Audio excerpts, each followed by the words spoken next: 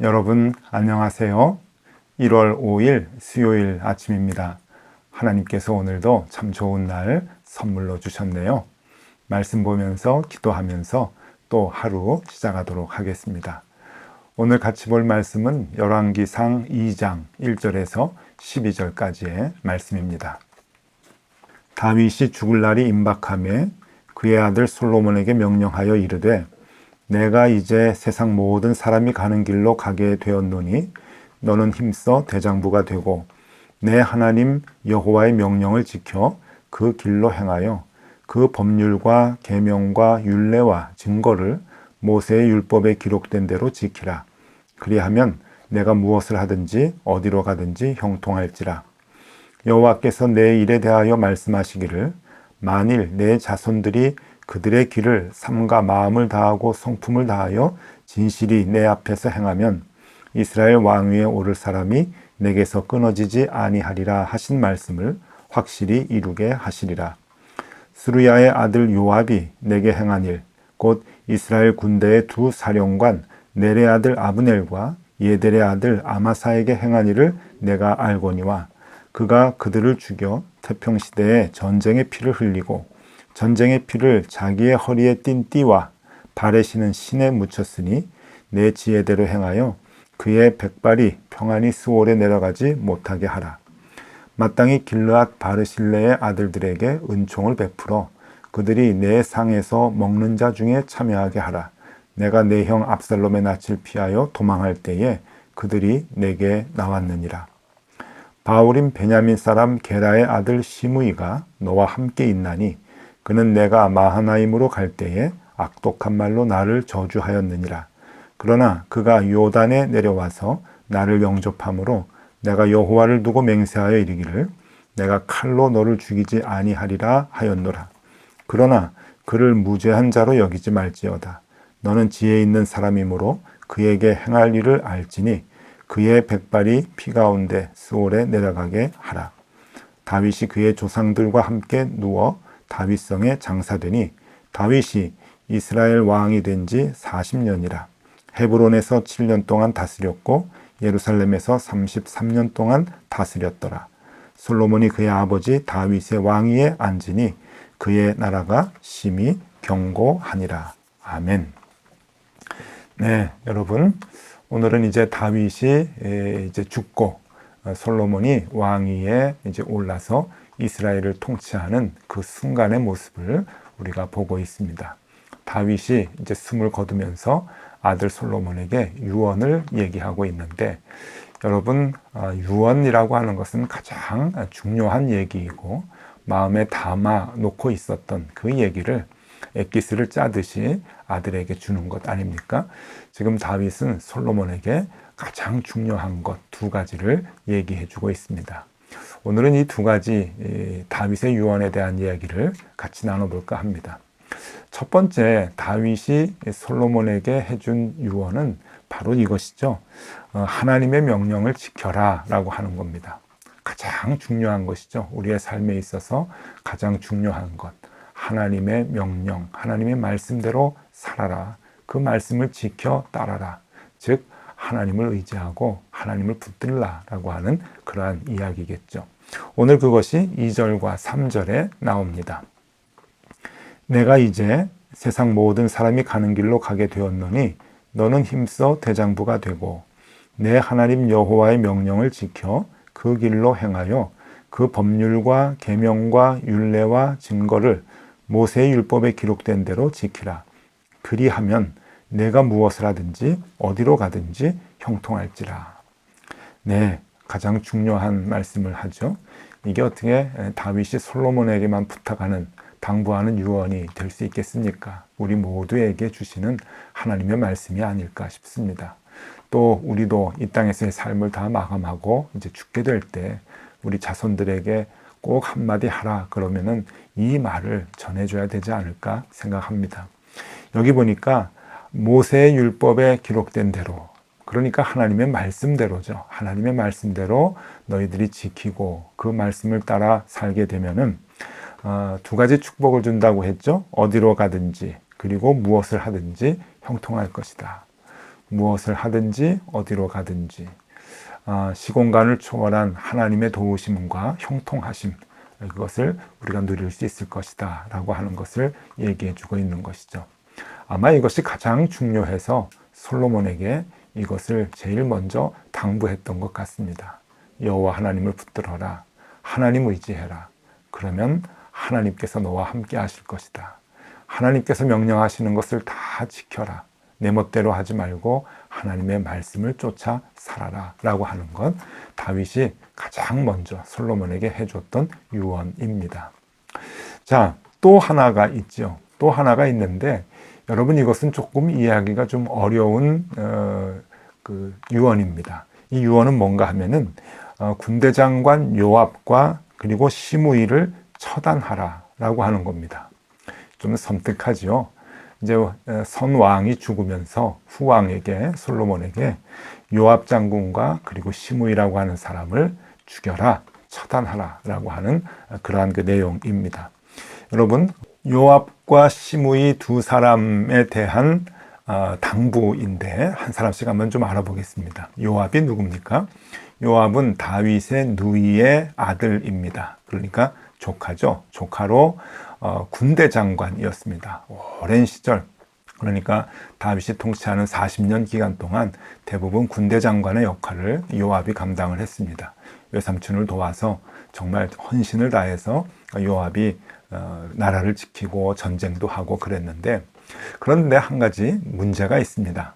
여러분, 요압이 누구입니까? 요압은 다윗 왕의 누이의 아들입니다. 그러니까 다윗 왕에게는 조카가 되고요. 요압은 다윗 왕이 이제 외삼촌이 되겠죠. 40년 동안 외삼촌을 위해서 최선을 다해서 전쟁에도 나가고 싸움을 용맹스럽게 했던 사람. 그래서 다윗 왕에게 있어서는 오른팔과 같은 사람이 바로 요압 장군이었습니다. 그런데 요압이 몇 가지 실수를 했죠. 그것은 같은 경쟁자 군사령관 아브넬과 아마사를 죽인 겁니다. 그것도 왕의 허락을 받지 않고, 다윗 왕의 허락도 받지 않고 자기의 그 경쟁자이기 때문에 잠정적으로 그 미움의 마음이 있어서 여러 가지 이유 때문에 이제 죽이게 되지요. 또 그리고 아도니아를 쫓아서 아도니아에게 이제 왕을 세우고 그 밑에서 이제 또 권력을 잡기 위해서 아도니아 쪽으로 붙었던 사람입니다. 결정적인 잘못을 한 것이죠. 다윗이 죽으면서 솔로몬에게 부탁을 합니다. 이 요압을 처단해라. 그러지 않으면 내가 참 힘들 것이다 라고 하는 그러한 얘기입니다. 자, 5절과 6절 말씀입니다. 스루야의 아들 요압이 내게 행한 일, 곧 이스라엘 군대의 두 사령관 넬의 아들 아브넬과 예델의 아들 아마사에게 행한 일을 내가 알거니와, 그가 그들을 죽여 태평시대에 전쟁의 피를 흘리고 전쟁의 피를 자기의 허리에 띤 띠와 발에 신은 신에 묻혔으니 내 지혜대로 행하여 그의 백발이 평안히 수월에 내려가지 못하게 하라. 어떻게 보면 굉장히 무서운 지금 주문을 아들 솔로몬에게 하고 있습니다. 자, 또 한 사람이 시므이인데 이 시므이도 처단하라고 얘기합니다. 이 시므이는 누군가 하면은, 여러분, 압살롬이 반란을 일으켰을 때 이 다윗 왕이 아주 급한 나머지 마하나임으로 피신을 하러 갔었는데, 이 피신하는 길에 이 베냐민 지역을 이제 거쳐 지나갈 때 이 베냐민 지파의 수장격이었던 어른이 이 시므이였습니다. 그가 나와서 이제 다윗에게 저주를 퍼부었던 것이죠. 이제는 다윗이 힘이 없고 이제 왕에서 쫓겨났다라고 생각을 해서 그런지 이 다윗을 저주했던 사람이 시므이이고, 다시 압살롬이 죽고 다윗이 예루살렘으로 복귀할 때 무서웠던지 다윗 왕 앞에 꿇어 엎드려서 목숨을 구했던, 그래서 다윗 왕이 살려줬던 사람이 바로 시므이입니다. 자, 그런데 왜 시므이를 죽이라고 했을까요? 그것은 시므이가 베냐민 지파의 수장이었기 때문에 그렇습니다. 베냐민 지파는 어떤 사람들인가요? 여기에서 사울 왕이 나왔죠. 그러니까 이제 사울 왕이 죽고 난 다음에 다윗이 왕이 되었습니다. 그러니까 베냐민 사람들 입장에서는 다윗이 이 사울 왕을 죽이고 나라를 빼앗아 갔다고 생각을 하고 있는 거죠. 그래서 베냐민 사람들은 다윗 왕에 대한 불만이 있고 솔로몬에 대한 불만도 잠재적으로 갖고 있게 되는 것입니다. 다윗은 지금 그것을 염려하는 것이죠. 그래서 솔로몬에게 이 베냐민의 수장인 시므이를 옛날에 죄도 있고 하니까 처단하라, 그렇게 주문을 합니다. 왜 이런 얘기를 했을까요, 여러분? 그것은 앞으로 이스라엘 왕국이, 솔로몬이 다스려야 할 이스라엘 왕국이 평안하게 모든 일을 잘 하기 위해서는 이 중요한 일들을 먼저 해야 된다라고 하는 것이죠. 평화를 깰 수 있는 인물들을 제거해야 된다. 다분히 좀 정치적인 그러한 그 상황의 이야기들을 지금 하고 있는 것이지만, 아버지 다윗에게는 솔로몬에게 꼭 해주고 싶었던 그러한 이야기였던 것입니다. 자, 그런데 여러분, 여기에서 보면은 참 다윗의 위대한 점이 나타납니다. 이게 아무것도 아닌 것 같아도 여러분, 그렇지 않습니다. 다윗은 지금 솔로몬에게 유언을 얘기해 주고 있으면서 두 가지를 말하고 있죠. 하나는 하나님을 잘 섬겨라 라고 하는 것과, 또 하나는 통치를 잘 하기 위해서 해야 할 것이 무엇인가 라고 하는 것을 같이 얘기해 주고 있습니다. 이것이 다윗의 위대한 점이라고 볼 수가 있는 것이죠. 그냥 하나님만 의지하는 것이 아니라 세상적으로 왕이 해야 될 일들을 꼼꼼하게 잘 가르쳐 주고, 그리고 어린 아들 이 왕이, 솔로몬 왕이 할 수 있도록 그 일들을 얘기해 주는 것입니다. 이 다윗의 모습을 보면서 우리가 좀 본받아야 될 것이 있는데 제가 한번 정리를 해봤습니다. 그것은 본받아야 할 다윗의 신앙입니다. 여러분, 첫 번째로는 할 수 있는 일에 있어서는 최선을 다하는 것입니다. 통치자로서 할 수 있는 일, 통치를 잘하고 나라를 평안하게 할 수 있는 일이 무엇인가? 최선을 다해서 그것을 얘기하고 할 수 있도록 하는 것. 그리고 두 번째로는 할 수 없는 일은 네가 하려고 하지 말고 하나님께 맡겨라 라고 하는 그 믿음을 갖고 솔로몬에게 얘기해 주고 있는 거죠. 여러분 잘 보십시오. 이 두 가지가 우리에게 얼마나 필요한지 모릅니다. 할 수 있는 일은 내가 최선을 다해서 하게 되고 해야 되고, 할 수 없는 일은 내가 하려고 바둥거리는 것이 아니라 하나님께 맡기고 하나님의 인도하심에 순응하며 쫓아가는 자세, 그것이 참된 신앙인의 자세다라고 하는 겁니다. 다윗은 이런 면에서 굉장히 성실했던 것 같습니다. 그러니까 하나님과의 약속, 하나님과의 그 말씀을 쫓아가고자 하는 자기의 마음, 이런 것들이 철저했던 것이죠. 하나님과의 관계의 일들은 하나님과의 관계에서 철저히 지켜나가고, 자신이 해야 하는 몫은 자신이 어떠한 일이 있어도 지켜나가려고 하는 그러한 마음이 다윗에게 있었던 것입니다. 최선을 다해서 행하려고 하는 그러한 노력이 다윗에게 있었죠. 여러분, 단적인 예로요, 다윗이 큰 범죄를 범했습니다. 우리아의 아내 밧세바를 자기의 아내로 삼았죠. 그리고 우리아를 죽였습니다. 우리가 너무 잘 아는 다윗의 범죄 아닙니까? 근데 여러분, 지난번에도 보여드렸듯이 다윗의 아내들과 자녀들의 그 가계도를 다시 한번 보여드리겠습니다. 여러분, 이 가계도를 보면은요, 밧세바가 7째 부인인데요, 마지막입니다. 그리고 밧세바가 낳은 이제 아들들이 있는데, 여기 도표에 보면 이제 그 외에 부인들도 있고 자식들도 있고 이제 그러는데, 이건 다 밧세바 이전에 첩이나 아니면은 후궁이나 이런 사람들 사이에서 낳은 이제 자녀들을 얘기하는 거고요. 정식 부인은 이제 밧세바가 7번째인데, 하나님께 자기의 잘못을 회개하고 그리고 뉘우치죠. 정말 베개가 다 적셔질 만큼, 식음을 전폐할 만큼 하나님께 용서를 구합니다. 나단 선지자의 지적을 받고 하나님 앞에 꿇어 엎드려서 용서를 구하죠. 그리고 난 뒤에 여러분, 이 다윗은 다른 여자하고 동침을 하지 않습니다. 참 다윗이 대단하지 않습니까? 마지막 부인이 밧세바가 되는 것이죠. 여러분, 한 나라의 왕이라고 하면은요, 많은 부인을 거느릴 수 있습니다. 나중에 이 솔로몬은요, 성경에 보니까 부인이 1000명이었다라고 얘기를 하죠. 천명의 부인까지 거느릴 수 있는 것이 왕의 힘 아닙니까? 그런데 하나님 앞에서 이 다윗은 철저하게 회개하고 난 다음에 자기가 절제하는 거죠. 그러니까 자기가 해야 할 일, 자기가 해야만 하는 일은 자기가 철저하게 하는 사람이 다윗이었고, 자기가 할 수 없는 영역은 하나님께 모든 것을 의탁하고 의지하고 따라갔던 사람, 그 사람이 바로 다윗이었던 것입니다. 참 위대하지 않습니까? 이 열왕기상 1장에 보면 제일 먼저 어떤 이야기가 시작이 됩니까? 다윗이 나이가 많아서 늙었습니다. 신하들이 젊은 아리따운 여인을 골라서 다윗의 침상에다가 이제 넣어줬는데, 성경에 보니까 동침하지 않았다라고 하는 이야기가 나옵니다. 이 말이 무엇입니까? 그 밧세바 사건 이후에 하나님 앞에서 맹세했던 자기의 약속을, 하나님과의 약속을 죽을 때까지 끝까지 지키려고 하는 다윗의 그 마음을 볼 수가 있는 것이죠. 여러분, 신앙생활은 바로 이런 것입니다. 내가 할 수 있는 부분은 최선을 다해서 해야 하는 것입니다. 책임 있게 해야 하는 것이죠. 또 발전을 위해서, 성장을 위해서 노력을 하는 것, 이것이 신앙인의 바른 자세입니다.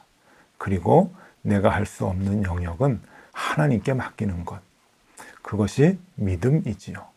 그것까지도 내가 하려고 하는 것, 내가 바로 왕이 되는 아도니아와 같은 미련한 사람이 되는 것 아닙니까? 그러니 여러분, 이 다윗의 믿음은 정말 위대하다고 볼 수가 있는 것이죠. 네, 여러분, 우리도 그런 신앙을 본받으면 참 좋겠습니다. 하나님하고의 관계에서는 하나님을 늘 의지하고 하나님을 붙들고 하나님이 어떻게 결정하시든지 믿고 쫓아가는 것, 순종하는 것, 그 마음이 필요하고, 우리가 해야 할 영역은 최선을 다해서 노력을 하고 최선을 다해서 우리가 행동을 하는 것, 그것이 우리에게 필요한 것이죠. 이 두 가지가 여러분 잘 밸런스가 맞아야 됩니다. 그것이 신앙인의 바른 모습이죠. 그래서 종교개혁을 했던 마틴 루터는 이러한 유명한 말을 이제 남깁니다. 여러분, 이거 참 제가 좋아하는 말인데 우리 같이 마음에 좀 새기면 좋을 것 같습니다.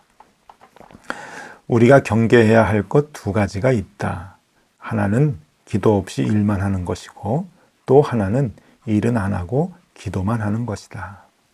네, 정말 깊은 도전을 주는 그러한 말씀이 아닐 수 없습니다. 우리는 늘 최선을 다해서 일을 해야 합니다. 그리고 하나님의 도우심을 바라는 기도를 해야죠. 일과 기도, 이 두 가지를 함께 해야 합니다. 오늘 다윗은 우리에게 그것을 보여주는 거죠. 태평성대 해야 된다. 하나님이 너를 도와주셔서 하나님이 이 나라를 잘 다스릴 수 있도록 해주실 것이다. 하나님 말씀 지켜라. 그것만 하고 끝나면 이 다윗은 무책임할 것입니다. 그런데 다윗은 솔로몬이 해야 할 방법도 알려주었죠. 어떻게 해야, 이런저런 일을 해야 이 나라가 태평하게 될 것이다. 통치를 잘하게 될 것이다. 하는 것까지도 책임감 있게 알려주었습니다. 이 두 가지의 밸런스가 잘 맞을 때 여러분, 신앙인의 삶의 모습이 아름답게 세워진다고 볼 수가 있는 것이죠. 자, 오늘 하루 여러분 또 생활을 할 때 우리도 이 두 가지 마음 자세를 가지면 좋겠습니다. 우리가 할 수 있는 영역은 최선을 다해서 하고 노력을 해야 하고, 할 수 없는 영역은 하나님께 맡기고 기도하는 것입니다. 그리고 의지하고 순종하는 것. 네, 삶의 대원칙이죠. 이 두 가지 마음에 품고 생활하는 우리들이 되면 참 좋겠습니다. 여러분, 오늘도 힘내시고요. 주님과 함께 동행하는 하루 되실 수 있기를 바랍니다. 기도하겠습니다. 하나님 아버지, 오늘도 우리에게 귀한 말씀 주심을 감사드립니다. 내가 할 수 있는 일에는 최선을 다하게 하시고, 할 수 없는 영역은 하나님을 의지하고 하나님께 맡겨드리는 우리의 신앙이 있게 하여 주옵소서. 오늘도 그 자세로 하루를 살아가게 하여 주옵소서. 예수 그리스도 이름으로 기도드리옵나이다. 아멘. 네, 함께 기도하시겠습니다.